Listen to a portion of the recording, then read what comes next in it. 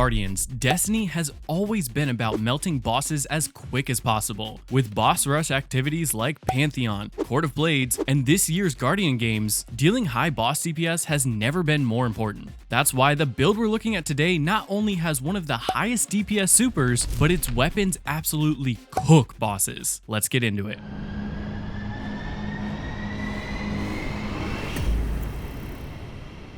This Prismatic Warlock build outputs a ton of damage incredibly quickly, and that's because we're using Nova Bomb. This one and done super already does a ton of damage at a base level, but we amp it up even further with three main components. First, we bring Facet of Courage. That way we can easily use a powered melee on a boss to proc a darkness debuff, causing all of our light-based abilities to deal 10% more damage. Second, we bring the Vortex Grenade paired with Facet of Dominance so that bosses will be weakened, taking another 15% damage. And third, we bring the class exotic with Spirit of Star Eater. With your super fully charged, you can pick up Orbs of Power to build up 6 stacks of Feast of Light. At 6 stacks, your Nova Bomb will be dealing an additional 50% damage, and ideally your class exotic would also have Spirit of Immortal Light on it, but Star Eater is the most important perk. All of these will combine to give your Nova Bomb a total of 90% more damage, but if you have a teammate proccing the stronger weaken effect, then this can cap out at 115% more damage. Nova Bomb is already one of the highest damage one and done supers. It's usable at range, and it's quick to use, making it the perfect DPS super. For this build, I wanted to take that baseline and push it even further, so I decided to bring Microcosm as my exotic weapon. Now, after that incredibly strong super, Microcosm will deal 20% more damage, but with this season's artifact perks, we can go even further. First, we have Limit Break.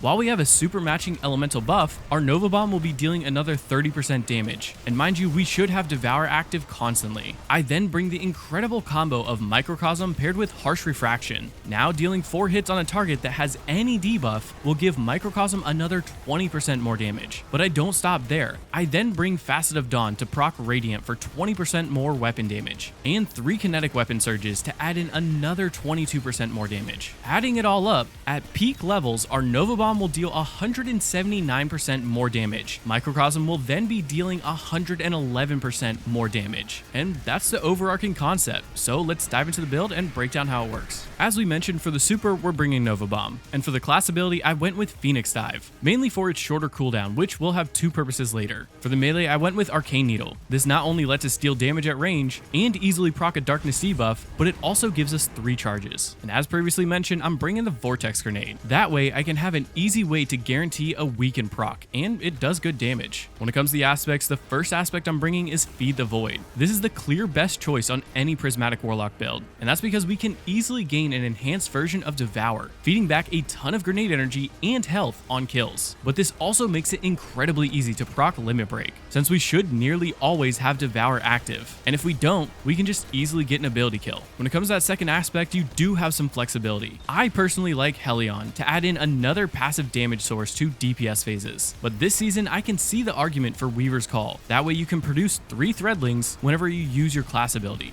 Both take advantage of Phoenix Dive's shorter cooldown and mobility, so it's more up to user's choice. When it comes to the fragments, for our first fragment, I'm taking Facet of Courage. That way we can easily use a powered melee to proc a darkness debuff, allowing all of our light-based abilities to deal 10% more damage. Then I take Facet of Dawn. That way, anytime we use our powered melee, we become Radiant. And this is good for DPS phases, but honestly, it feels so good since I typically run Spirit of Immortal Light, and I'll want to be constantly using all of my abilities, proccing that Radiant over and over again. Then I take Facet of Dominance. That way our Void Grenades will weaken enemies, making them take another 15% more damage. And for the final 2 fragments, I opt for Survivability. That way this build can be good in endgame content. First, I bring Facet of Purpose, so that picking up an orb will give you a Void Overshield, and this adds in another way to proc Limit Break. Then I take Facet of Protection so that we gain 15% damage resistance while we're surrounded. And if you're enjoying the video, leaving a like and subscribing would be much appreciated. Alright, let's get back to it. So what does this look like in action? Well, to start every encounter, you want to get an ability kill to proc that Devour for your survivability and more grenades. If you do have Spirit of Immortal Light, I like to constantly spam all of my abilities, but otherwise just keep throwing those grenades since Devour will be feeding back a ton of grenade energy. And in sticky situations or times you really want to melt, pop your Transcendence for extra damage and ability energy. For DPS phases, I like to use a powered melee, then grenade,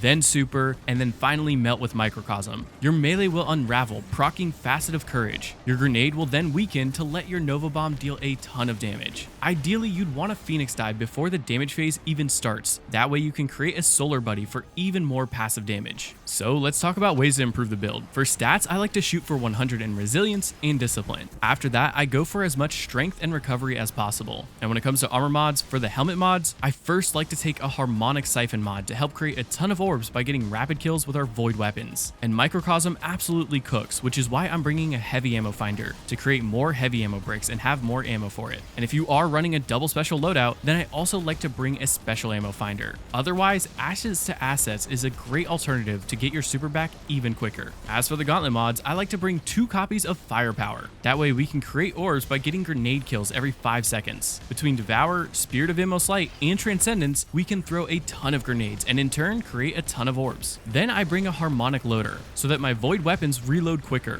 which makes ad clearing that much easier. Though you could opt for a Kinetic Dexterity mod to swap your weapons faster in DPS phases. For the chest mods, like with most builds, in most content I'm recommending 3 resistance mods, 2 elemental to match the activity and 1 concussive dampener. But the most important thing is to just match it to the activity and the enemies that you're facing. As for the leg mods, as we mentioned before, we're taking 3 kinetic weapon surges. I like to bring a special and a heavy that are both kinetic to fully take advantage of that 22% weapon damage. As for the class mods, I first bring Reaper, so that after we use our class ability, the next weapon kill we get will create an orb. And then I bring Powerful Attraction to pick up any nearby orbs on class ability usage. And finally, I bring Time Dilation so that our armor charge and our weapon surge will last longer. As for the seasonal artifact, we already touched on the 2 main artifact perks that you want, Limit Break and Harsh Refraction. After that, it mainly depends on your teammates and your weapons. I like to bring a Void Trace Rifle as my primary weapon, so I like to bring Volatile Marksman to give it volatile rounds by getting rapid precision hits, and Beam Medic so that rapid trace rifle kills will heal you.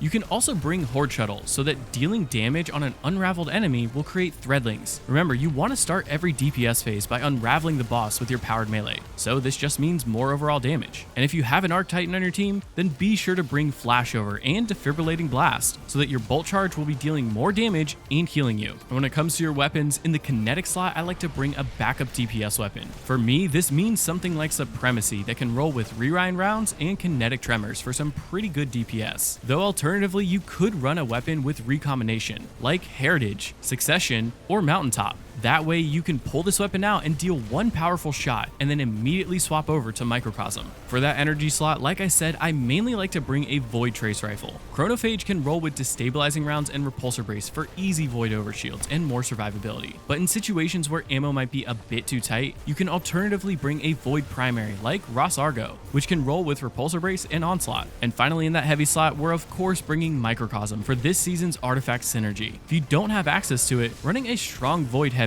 like Edge Transit or Doom Petitioner is a good idea for this season, but be sure to swap out those weapon surges for void weapon surges. Well, there you have it, Guardians. This build melts bosses so quick that it's almost too strong for easy content. But if you want to see 5 Warlock builds geared for Episode Heresy, then go check out this video here. Remember, mastering this build is only the beginning. Experiment with different combinations and tweak your loadout to suit your playstyle. If you found this video helpful or just enjoyed seeing a new perspective, feel free to like the video and comment down below on what you might change or how you'd improve the Microcosm Warlock build. Keep an eye out for future videos as we continue to explore the ever-evolving world of Destiny 2. Until then, may the threads of fate be ever in your favor. This is Lucky Mech, signing off. See you on the next adventure, Guardians.